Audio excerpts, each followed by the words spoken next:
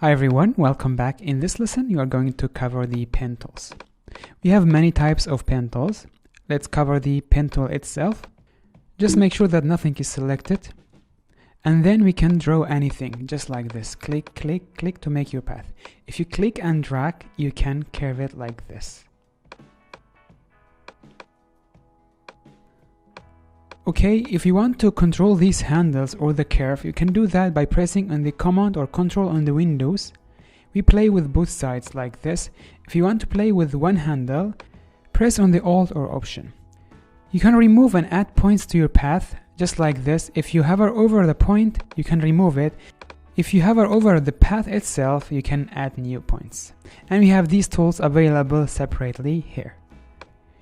If you want to curve one of the points, for example, this one is not curved, you can use the Convert Point tool. Just like this, we can make this curve as well and give it these handles, which we can control as we want. Okay, let's go to the other tool. We have the Freeform tool. This one you will just draw anything that you want. This is very good when you have a pen tool and you are using Wacom tablets, especially for the artists when they want to make illustration inside the Photoshop. Let me remove this, and we are going to use the other tool, which is the curvature tool.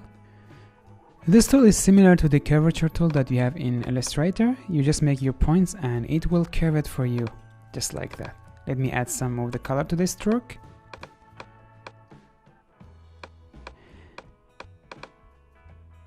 And then we will continue creating our path. As you can see, it bends it just like this. If you want the next line to be straight, you can double click on it.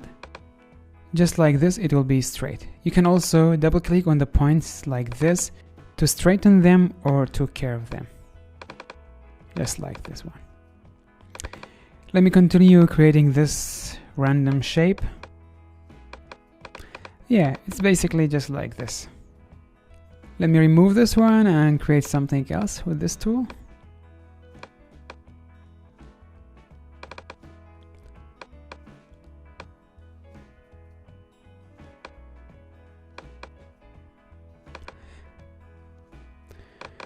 Okay, so this tool makes it very easy to make curved lines and curved shape if you want to create.